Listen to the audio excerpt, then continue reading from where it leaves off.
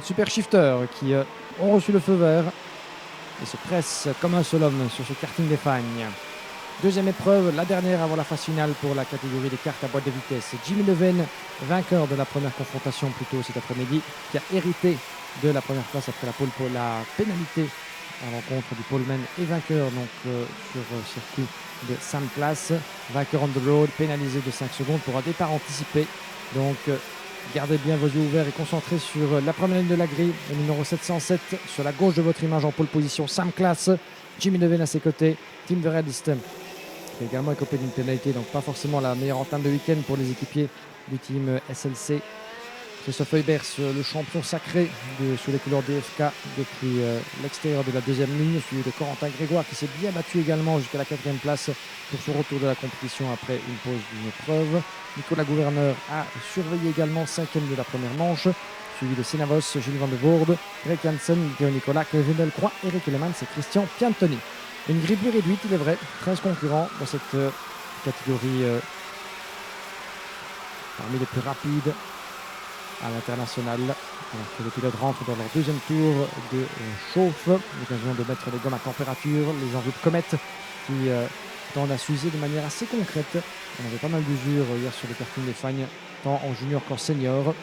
Je discutais hier avec certains membres du paddock, notamment Olivier Palmars, qui s'occupe ce week-end de certains pilotes au sein du paddock. On avait l'occasion de le voir hier, Olivier Palmars, il sera ce week-end aussi, s'occupe d'Edouard Chevalier ici dans la catégorie du Master. Donc toujours sympa de voir certaines anciennes têtes qui ont fait la gloire du championnat de Belgique, et notamment de ces anciennes épreuves comme la Belge de Mazaf Karting Series, pour ceux qui s'en souviennent. Mais je me suis laissé dire qu'Olivier Palmars pourrait éventuellement faire son retour à temps plein au sein de la catégorie Master la saison prochaine. Il avait déjà concouru à Austricourt plus tôt cette année pour tâter un peu le terrain, pour s'essayer. Lui qui a fait une pause de la compétition depuis maintenant plusieurs années à temps plein. On verra bien ce que 2023 peut nous réserver. On avait vu un nom tout à fait intéressant dans la catégorie Master que l'on aura après celle-ci. Donc un nom intéressant qui était sur la liste des engagés mais qui finalement n'est pas là ce week-end, ou du moins n'est pas en piste ce week-end. C'est Matteo Raspatelli, un des anciens fers de lance de la catégorie senior puis Super Shifter.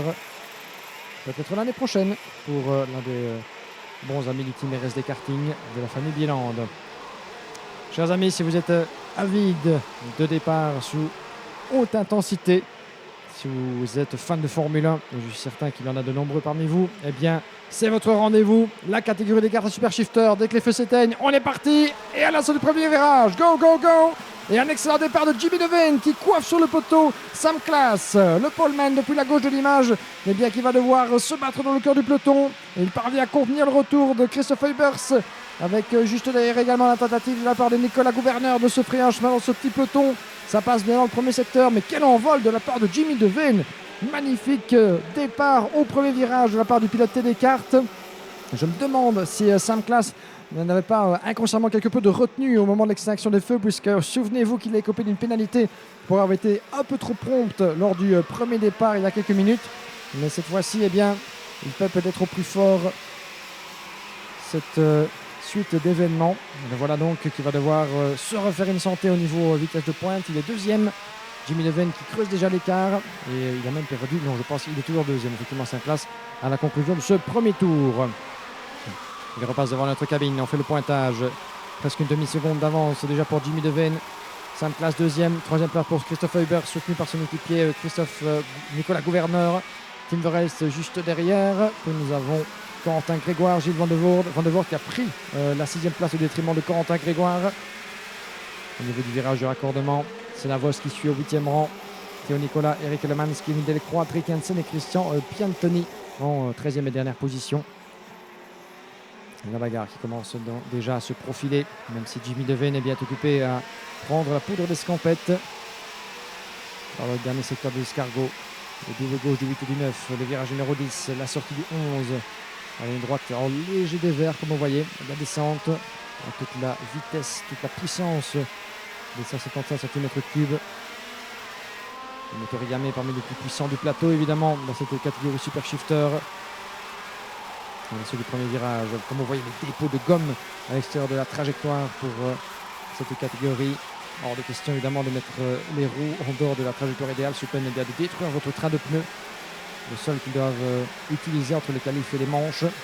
Heureusement pour eux, contrairement aux catégories juniors ou seniors par exemple, eh bien, cette journée de compétition est beaucoup plus courte dans le cas du championnat de Belgique pour toutes les catégories, ce qui fait que les pneus sont soumis à moindre épreuve, moins rude épreuve avant la finale où ils peuvent troquer pour un nouveau train de gomme. L'année, c'est que ça s'observe toujours à distance dans cette catégorie Super Shifter. Ce n'est peut-être pas la classe où on a l'occasion de voir le plus de dépassements au tour par tour, contrairement à ce qu'on appelle les catégories Direct Drive, dépourvues de boîte de vitesse. Cela est dû effectivement à la différence intrinsèque en matière de pilotage et de vitesse de pointe, puisque ces Super Shifters se conduisent, se pilotent à une main, presque pour ainsi dire. Vous voyez les pilotes marteler donc leur levée de vitesse en entrée et en sortie de virage. Enclencher les vitesses, rétrograder, garder évidemment l'équilibre sur la trajectoire idéale, penser évidemment à freiner, accessoirement aussi ce qui peut être utile. C'est tout un exercice évidemment d'équilibrisme, de réflexion, mais aussi de tout en attaque.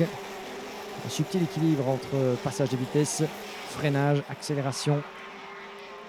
Alors, quand vous devez mettre tout ça bout à bout et en même temps essayer de vous créer une opportunité de dépassement, vous comprenez à quel point le défi est grand pour ces protagonistes en Super Shifter. Pour l'instant, Jimmy Devane met toutes les pièces du puzzle au bon bout. 4e d'avance sur Sam Class, alors qu'il va rester 7 tours après celui-ci. Christophe Eubers, son observateur attentif depuis la 3e position. Nicolas Gouverneur qui le soutient. Et le top 3 qui se dégage légèrement. Nicolas Gouverneur, une demi-seconde de retard sur Eubers. Au niveau des temps au tour, Jimmy Devane, 54.3. Temps au tour similaire pour Sam Class. Oh, une petite erreur là-bas. Que s'est-il passé pour Sam Class? Sam Class qui va devoir mettre pied à terre. Désastre pour le pilote qui martèle son volant. Sam Class a un souci technique. Le pilote SLC, semble-t-il quelque chose qui vient de casser au niveau de la boîte de vitesse. Et c'est le désastre pour Sam Class qui se montre impuissant. Eh bien, après la pénalité pour départ trop prompte lors de la première manche, c'est maintenant la mécanique de son châssis sauté qui lui fait défaut. Aïe, aïe, aïe, aïe, aïe. What a disaster that is for Sam Class. He lost already the win after the penalty he picked up in the opening race. And now, it seems to me by the look of it that there's something wrong with the mechanic of his Sodi card. Maybe a trauma with the gearbox, but as a result, he dropped all the way down to the back end of the grid. And this will mean retirement in the second qualifying heat for Sam Class and the end of his victory hopes. It remains to be seen, but this is certainly not what he had expected. Disastrous turn of event for Sam Class, who has been chasing the title all throughout the season. He won the opening round. He was fastest on 3 occasions in qualifying, but yet he had to back down and admit defeat on 3 occasions against Christoph Eubers. And once again, that's going to be an immense challenge for him to try to climb through the field, as he will be starting from further back on the grid. Eh bien, la malchance qui frappe Sam Class dans cette deuxième manche, lâché par sa mécanique, et semble-t-il, il était en train de effectivement tenter de passer les vitesses, passer les rapports en sortie du virage numéro 2. Quelque chose semblait effectivement calé au niveau de sa boîte de vitesse. On est en train d'en savoir plus évidemment, mais quoi qu'il en soit, la mécanique vient de faire défaut au pilote SLC. Donc vous avez pu apercevoir bien, toute la frustration terrible quand vous mettez tout bout à bout, quand vous pensez que le résultat est proche et que bien, malheureusement la mécanique vous fait défaut. 2 dixièmes entre Christophe Eubers et Jimmy Devane. Et bien voilà, le leader et champion de la catégorie qui n'en demandait pas tant. En pleine bagarre là-bas avec Nicolas Gouverneur. C'est pour la 4e place entre Tim Verhelst et Corentin Grégoire. Voilà, vous avez ici Corentin Grégoire avec Tim Verhelst de 733. C'est Jimmy Devane, on viendrait à confondre les couleurs évidemment puisqu'ils partagent les mêmes châssis, mais c'est bel et bien le leader, Jimmy Devane, qui voit Christophe Eubers revenir comme un beau diable dans ses roues. Et voilà une occasion en or pour Christophe Eubers d'aller chercher une première victoire de manche ce week-end. Regardez comme ils sont très proches tous les deux. Il reste 4 tours, pas mal de temps évidemment devant lui pour Christophe Eubers d'aller inverser la tendance, d'aller pousser Jimmy Devane à la faute. C'est difficile à dire qu'à faire, mais Devane tient une excellente occasion de s'emparer de la pole position pour la finale avec une 2e victoire de manche. Christophe Eubers n'entend pas de cette oreille évidemment. Il n'y a plus rien à jouer pour le titre. Mais Christophe Eubers aimerait certainement terminer sa saison sur une nouvelle victoire. C'est sa 4e en 5 manches. On n'en est pas encore là. Pour l'instant, il faut passer l'écueil. Jimmy Devane qui ferme la porte à chaque virage. Le défi s'annonce grand. Christophe Eubers n'est pas né de la dernière pluie évidemment. Il sait où éventuellement pousser son adversaire à l'hésitation. Regardez comme il est proche en sortie du double droit de l'escargot là-bas. S'il profite d'une bonne sortie de virage dans la courbe numéro 14, tout lui est permis. Jimmy Devane est sous haute pression. Avec 3 tours restants jusqu'au drapeau à la il tente évidemment de grignoter un peu de vitesse. Jimmy Devane en penchant son casque pour un gain aérodynamique. Tente de donner un petit coup de butoir en fin de ligne droite. Quelle bagarre entre ces deux artistes du volant. Delray Racing contre DFK. Le châssis Télécarte contre la machine écarlate de Christophe Eubers, son châssis Falcon est traîné également du côté du team PDB. Puis derrière, nous avons la bagarre également qui fait rage pour la 3e place entre Nicolas Gouverneur et Timber Elst. Gouverneur 3, le coéquipier donc de Christophe Eubers. Timber Elst, le coéquipier du malheureux Sainte-Classe, 4e. 5e place pour Quentin Grégoire qui s'est un petit peu défait de la pression de Gilles Van de Voort qui est bien loin, effectivement 2 secondes 9 au dernier pointage. Puis nous avons Senvos et Thierry Nicolas, le reste du classement. Un top 5 dans la même image, puis une année-lumière d'écart. Et attention, le changement de position, le dépassement dans le virage numéro 1. Et c'est consommé de la part de Christophe Eubers. Mais Jimmy Devane n'a pas dit son dernier mot et contre-attaque. Magnifique croisement de trajectoire. Il aurait été plus tardif au niveau du freinage et ça paye. Et regardez comme il ferme la porte très très bien dans l'enchaînement du virage numéro 3. C'est là éventuellement que Christophe Eubers aurait pu contre-attaquer. Il n'en est rien. Il va devoir s'y reprendre au tour suivant puisque j'ai bien peur que dans le 2e et 3e secteur, eh bien, la piste soit trop étroite et trop technique sans vraiment beaucoup de possibilités pour ces cartes Super Shifter eh bien, de se frayer un passage. Le virage numéro 1 et le premier secteur, comme vous l'avez vu, ce sont des endroits propices à aller titiller son adversaire. Ici, tout ce qu'il faut, c'est rester au contact, ce qui est parfois plus difficile à dire qu'à faire, évidemment. C'est le genre de virage où un écart peut se grandir, peut se bâtir. Nous sommes rentrés dans le dernier tour. Dernier tour, last lap of this sort of superheat of the X30 Super Shifter class. And look at how Jimmy Devane goes defensive entering turn number 1. He knows that this is in this part of the track that Christophe Eubers is the most threatening. As we have further back the battle for third place between Nicolas Gouverneur and Timber Elst as well. Quentin Grégoire watching from a distance as Jimmy Devane is going defensive halfway through the the straight line on the way to turn number 4.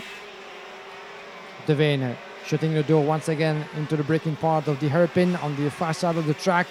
There's no way to go, I'm afraid, for Christophe Eubers, who might have to make do with second position, but will he go for the decisive move into the last sector?